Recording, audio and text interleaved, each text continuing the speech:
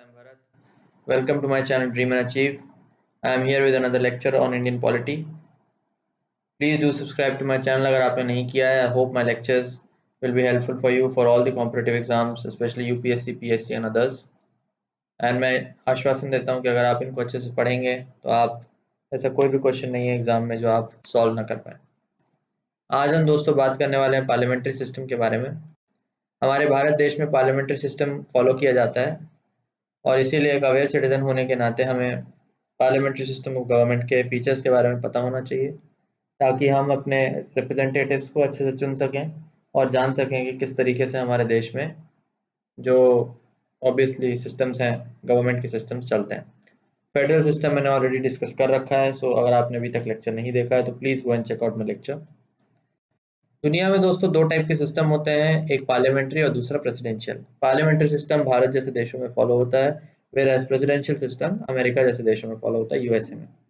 Parliamentary system की खास बात दोस्तों ये होती है कि जो एग्जीक्यूटिव होता है वो collectively responsible to the legislature होता है. जैसे यहाँ पे हमारे एग्जीक्यूटिव का पार्ट कौन है, council of ministers and the officers. So parliamentary system में जो एग्जीक्यूटिव है वो लेजिस्लेचर के प्रति रिस्पॉन्सिबल है. रिस्पॉन्सिबल होने का क्या मतलब है दोस्तों कि अगर no confidence motion council of ministers के खिलाफ पास हो जाता है तो entire ministry has to resign. Whereas presidential system में दोस्तों executive is not responsible to the legislature, यानी कि एग्जीक्यूटिव अपना काम अपने इंडिपेंडेंटली खुद से कर देता है. लेजिस्लेचर के ऊपर कोई भी उसकी रिस्पॉन्सिबिलिटी नहीं रहती. बहुत बड़ी चीज़ है दोस्तों. इसीलिए अमेरिका में प्रेसिडेंट बहुत ही ज़्यादा पावरफुल पोस्ट है और वहाँ के जो एग्जीक्यूटिव हैं वो भी बहुत ही ज़्यादा पावरफुल होते हैं क्योंकि लेजिस्लेचर के ऊपर उनकी कोई भी रिस्पॉन्सिबिलिटी नहीं बनती है. बहुत बड़ी चीज़ है दोस्तों, मतलब इतना ज़्यादा पावर वहाँ पे दे रखा है. बट इंडिया जैसे देश में पावर्स को थोड़ा सा कम करने के लिए रिस्पॉन्सिबिलिटी का जो प्रोविजन है वो दिया गया है. आइए दोनों के हम फीचर्स को एक एक करके डिटेल में डिस्कस करते हैं कि क्या क्या इन दोनों सिस्टम्स के बीच में डिफरेंसेस हैं और कैसे कैसे हमारे भारत देश में फॉलो होता है सिस्टम. तो पार्लियामेंट्री सिस्टम का पहली खास बात है दोस्तों कि दो टाइप के यहाँ पे हेड होते हैं, एक नॉमिनल और एक दूसरा रियल. तो हमारे देश में आप जानते होंगे कि जो नॉमिनल हेड हैं दैट इज द डीजीओर हेड, वो हमारे प्रेसिडेंट हैं. उनके पास कोई भी एब्सोल्यूट पावर्स नहीं होती हैं, सिर्फ कुछ लिमिटेड पावर्स होती हैं जो मैंने ऑलरेडी प्रेसिडेंट के लेक्चर में आपके साथ डिस्कस किया है. Whereas the actual power it lies in the hands of Prime Minister and the Council of Ministers, वो होते हैं हमारे real executive, that is the de facto head. दूसरा इंपॉर्टेंट सिस्टम होता है दोस्तों पार्लियामेंट्री सिस्टम का कि यहाँ पे मेजोरिटी पार्टी का रूल चलता है. जो पार्टी के सबसे ज़्यादा मेजोरिटी वोट्स मिलेंगे, ऑब्वियस सी बात है वही पार्टी इलेक्ट होके जो है देश को चलाएगी. So that is a very obvious thing. हमारे आर्टिकल 74 में लिखा हुआ है दोस्तों that advice of council of minister led by PM is binding on the president. Right, ये बहुत इंपॉर्टेंट चीज़ है दोस्तों कि काउंसिल ऑफ मिनिस्टर जो एडवाइस देंगे वो प्रेसिडेंट पे बाइंडिंग एडवाइस है एंड प्रेसिडेंट कोई भी काम बिना prime minister and council of ministers की एडवाइस के नहीं कर सकते हैं. इसीलिए अभी मैंने आपको बताया कि नॉमिनल और रियल हेड दो तरह के होते हैं. नॉमिनल के पास कुछ भी पावर्स नहीं होती हैं. देन कलेक्टिव रिस्पॉन्सिबिलिटी मैंने आपको ऑलरेडी बता दिया, बट आर्टिकल आप याद रखिएगा, आर्टिकल इंपॉर्टेंट है, याद रखना, दैट इज 75. आर्टिकल 75 में लिखा हुआ है कलेक्टिव रिस्पॉन्सिबिलिटी के बारे में और वही चीज़ है कि अगर नो कॉन्फिडेंस मोशन पास हो जाता है तो entire ministry has to resign. दूसरी चीज़ है दोस्तों डबल मेंबरशिप. डबल मेंबरशिप का क्या मतलब होता है?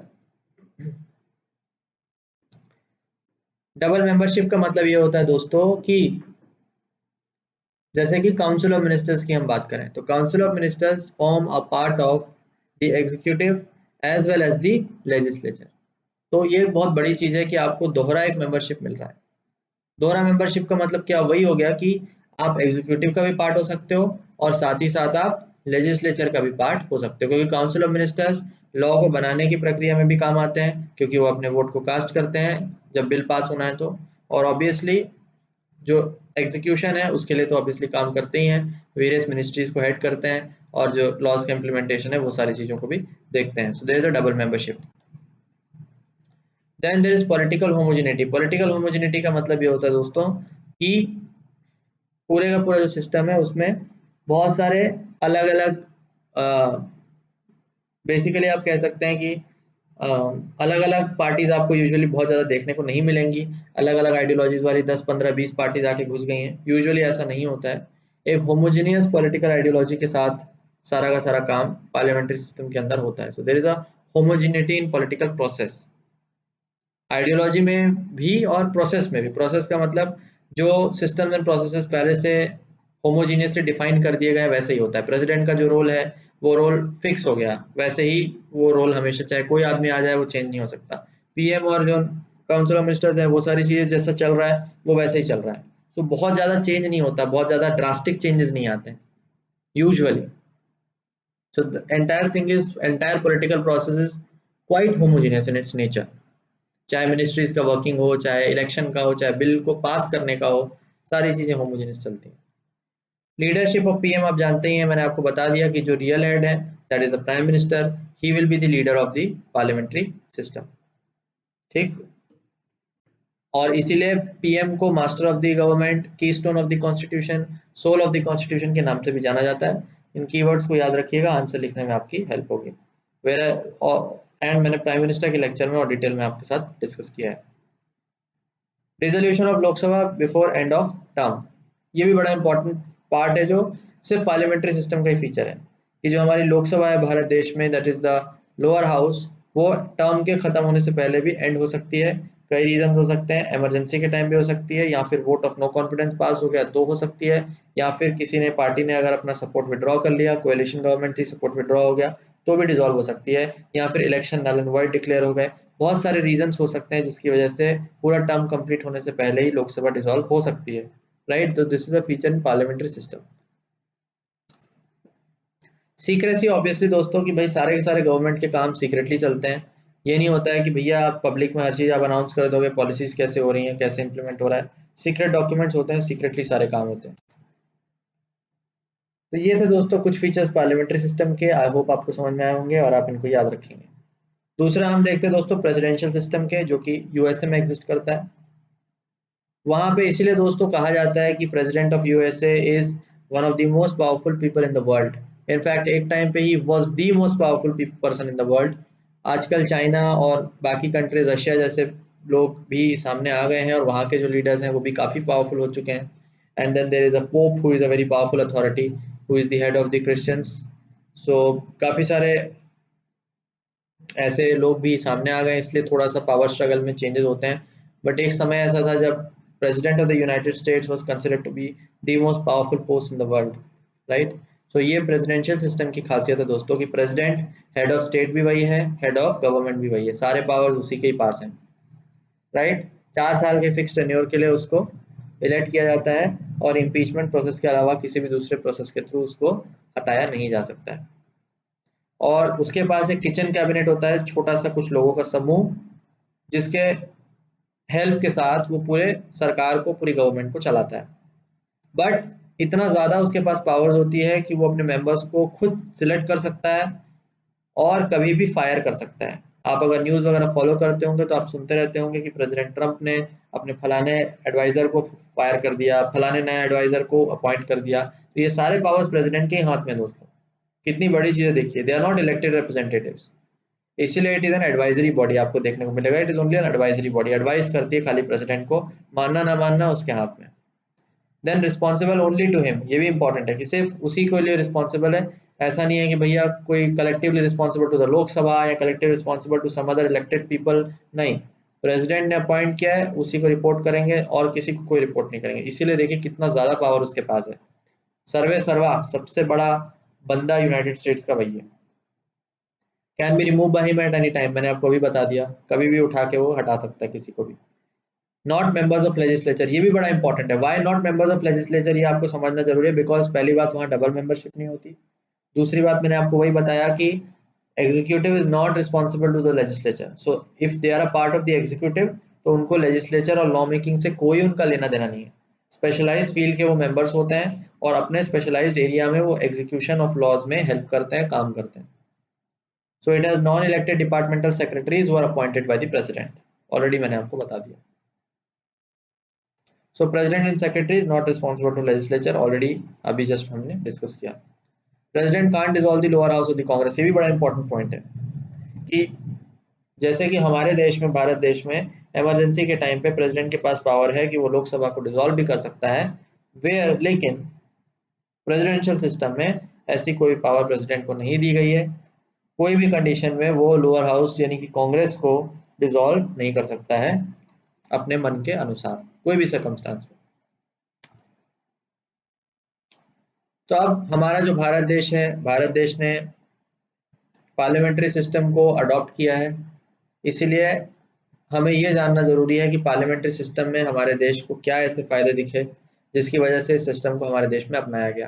क्यों नहीं प्रेसिडेंशियल सिस्टम, या क्यों नहीं कम्युनिज्म, या क्यों नहीं किसी और टाइप ऑफ गवर्नमेंट को अडॉप्ट किया गया। Why, what are the advantages that are supposedly seen in the parliamentary system. पहला तो है दोस्तों harmony between executive legislature.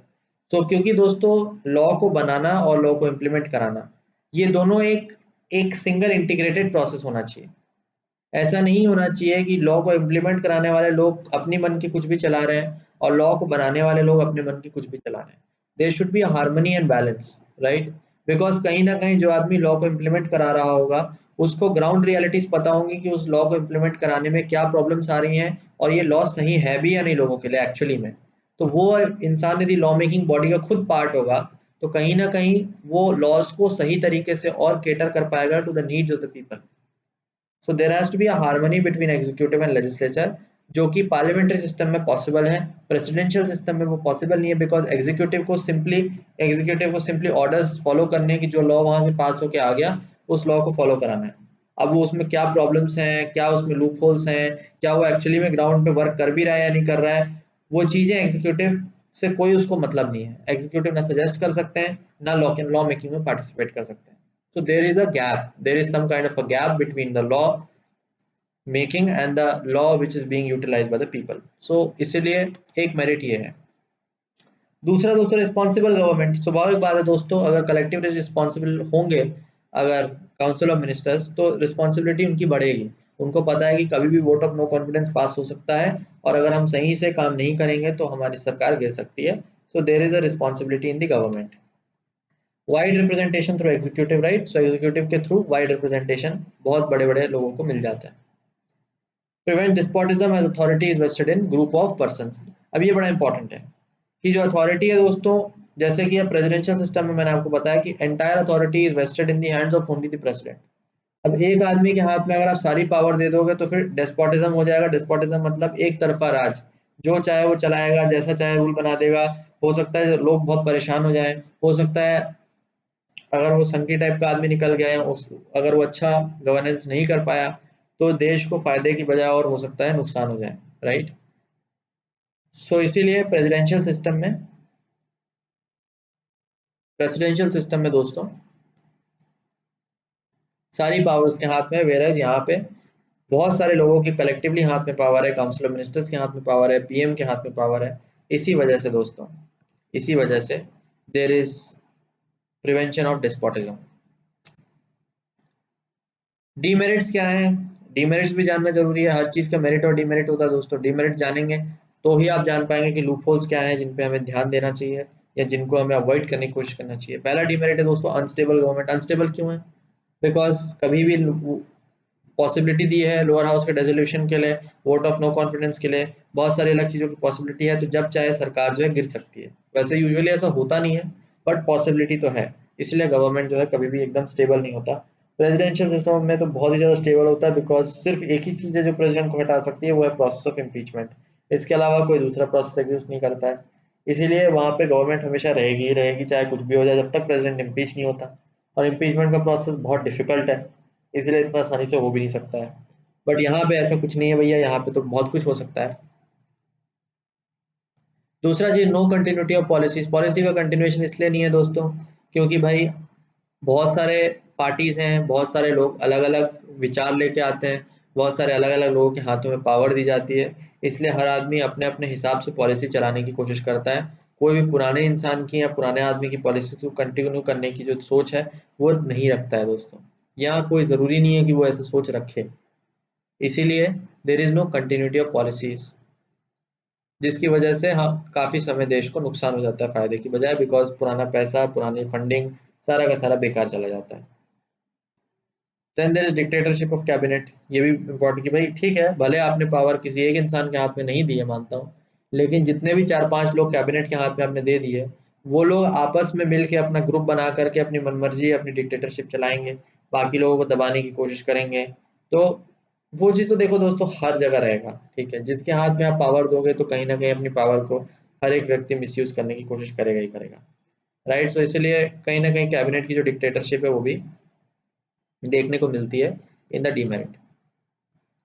Then it is against separation of power, separation of powers के doctrine के against है काफी, क्योंकि कहा जाता है कि भाई लेजिस्लेचर, एग्जीक्यूटिव और जुडिशरी तीनों को कंप्लीटली एक दूसरे से सेपरेट होना चाहिए, तीनों को कंप्लीटली इंडिपेंडेंटली वर्क करना चाहिए, किसी को भी एक दूसरे के काम में टांग नहीं अड़ाना चाहिए। इसीलिए जुडिशियल एक्टिविज्म का चैप्टर में भी मैंने आपको पढ़ाया कि it is a very it has lot of apprehension in the society, right. Basic structure doctrine का मैंने आपको बताया क्यों आया वो, बिकॉज लेजिस्लेचर अपने दायरे के बाहर जा रहा था, राइट। जुडिशियल एक्टिविज्म में जुडिशरी अपने दायरे के बाहर जाता है, तो हमेशा ये सेपरेशन ऑफ पावर्स की बात कही गई है।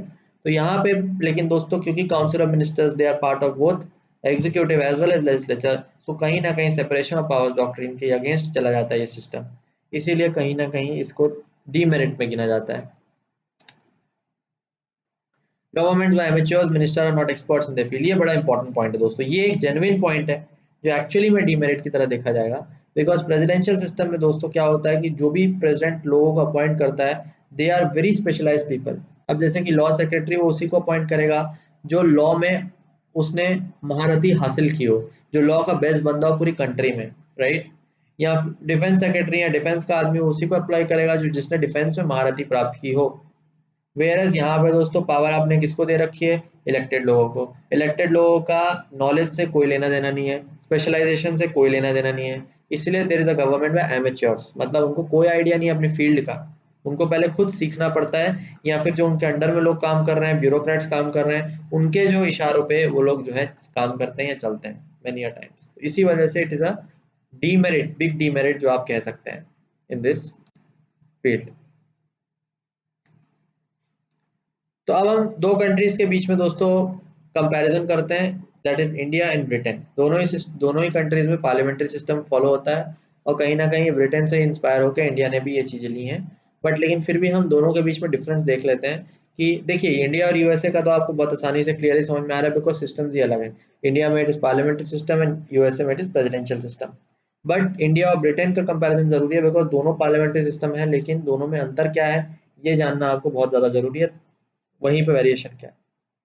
सो इंडिया दोस्तों रिपब्लिक कंट्री है, British British is a constitutional monarchy. आपको पता होगा ब्रिटेन में आज भी किंग है, किंग की अथॉरिटी, क्वीन की अथॉरिटी आज भी है, राइट।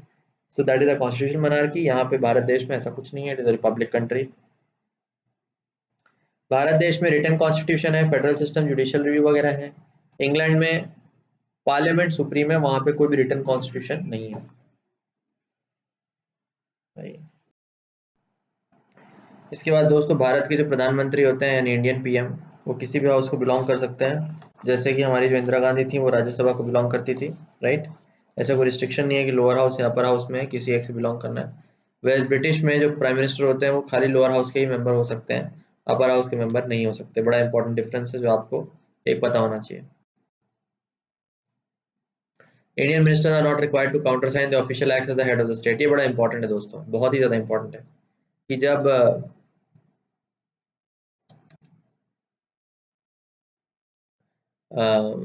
भारत देश में, अगर आपने मेरा rights and liabilities of the government के चैप्टर पढ़ा होगा तो वहां मैंने आपको बताया था कि जो सिविल सर्वेंट्स हैं और मिनिस्टर्स हैं दोनों ही खुद पर्सनली रिस्पॉन्सिबल नहीं होते for their official acts. Official acts के लिए वो रिस्पॉन्सिबल नहीं होते, सरकार के ऊपर केस लगता है। मान लीजिए मैं एक मिनिस्टर हूँ या मैं एक ऑफिसर हूँ और मैंने सरकारी काम की किसी फाइल पे जब साइन कर दिया और उसका जो मामला है बहुत कुछ गड़बड़ हो गया उसकी वजह से, या कोई किसी ने केस कर दिया सपोज, तो मैं अपने एक्शन के लिए पर्सनली लायबल नहीं हूँ, पर्सनली जिम्मेदार नहीं हूँ, पूरी की पूरी सरकार के खिलाफ केस होता है, राइट। सो मेरी पर्सनल कोई लीगल रिस्पॉन्सिबिलिटी नहीं है। लेकिन ब्रिटेन में अगर गलती होती है तो आपको पर्सनली लायबल ठहराया जाता है, सरकार की पूरी सरकार आपको डिफेंड करने के लिए पीछे नहीं खड़ी होती है। बहुत ही ज़्यादा इंपॉर्टेंट डिफरेंस है दोस्तों, it is a huge difference. मतलब वहाँ पे क्योंकि भाई वहाँ पे माना जाता है क्योंकि फाइनली भाई साइन तो आप ही ने किया ना, उस टाइम दिमाग आप ही ने लगाया, और आपके ही साइन की वजह से वो चीज़ जो है गड़बड़ हुई है तो आप ही उसके जिम्मेदार ठहराए जाते हो। This is an important thing जो आपको पता होनी चाहिए। सो यहाँ पे ऐसा नहीं है बट वहां पे है। No such thing exist in India, right, मैंने आपको बताया। किस चीज के बारे में आप बात हो रही है? Shadow cabinet. शैडो कैबिनेट क्या होता है दोस्तों? It is a unique British institution. British में एक शैडो कैबिनेट नाम का इंस्टीट्यूशन जो है बनाया गया है। बेसिकली क्या होता है कि जो अपोजिशन पार्टी होते हैं और उसके जो मेंबर्स होते हैं वो भी एक रूलिंग कैबिनेट को अपोज करने के लिए अपना खुद का कैबिनेट बनाते हैं, ताकि प्रॉपर तरीके से वो सरकार की जो एक्टिविटीज उसको क्रिटिसाइज कर सकें, और फ्यूचर में अगर वो पार्टी के पावर में आते हैं तो पहले से उनकी तैयारी हो कि वो पावर को अच्छे से गेन कर सके और पहले अच्छे से सरकार को चला सके।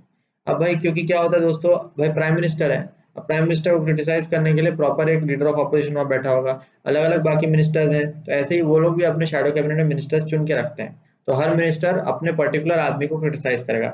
इससे क्या होता है, ऑपोजिशन की स्ट्रेंथ काफी ज्यादा इंक्रीज हो जाती है, बिकॉज आप बहुत इफेक्टिवली और बहुत ही ऑर्गेनाइज्ड वे में आप सरकार की पॉलिसी को क्रिटिसाइज कर पाते हो। हर मिनिस्टर के कॉरेस्पॉन्डिंग एक आपको अपोजिशन वाला मिलेगा, राइट। सो और वो स्पेशली उसी चीजों को, उन्हीं मैटर्स और उन्हीं एरियाज पे फोकस करेगा जिन पे जो मेन मिनिस्टर है वो पॉलिसीज वगैरह बना रहा है या फिर एक्ट्स ले रहा है अपने। So that is a shadow cabinet. यहाँ पे इंडिया में ऐसा कोई शैडो कैबिनेट का कॉम्पोजिशन नहीं है। इसी वजह से आपको पता होगा कि हमारे देश की एक बिग डीमेरिट भी ये है कि lack of strong opposition. Opposition party जो है यहाँ पे काफी ज्यादा स्ट्रांग नहीं है। पॉलिटिकल पार्टी का चैप्टर अगर आपने मेरा पढ़ा होगा, वहां पे मैंने आपको बताया था कि ऑपोजिशन जो है भारत देश में ये खासियत है कि बहुत ही वीक है। बहुत वीक नहीं है लेकिन है, काफी हद तक वीक है, बिकॉज ऑर्गेनाइज्ड स्ट्रक्चर में ऑपोजिशन नहीं होता है। So there is no concept of shadow cabinet. बहुत ही हैफाजर्ड तरीके से ऑपोजिशन पार्टी अपने बातों को सामने रखती है, और बहुत केसेस में तो रख भी नहीं पाती। This was all about the chapter दोस्तों। आई होप कि चैप्टर आपको पसंद आया होगा। Please do subscribe to my channel and keep watching for more amazing lectures. Stay focused and best of luck for all your exams.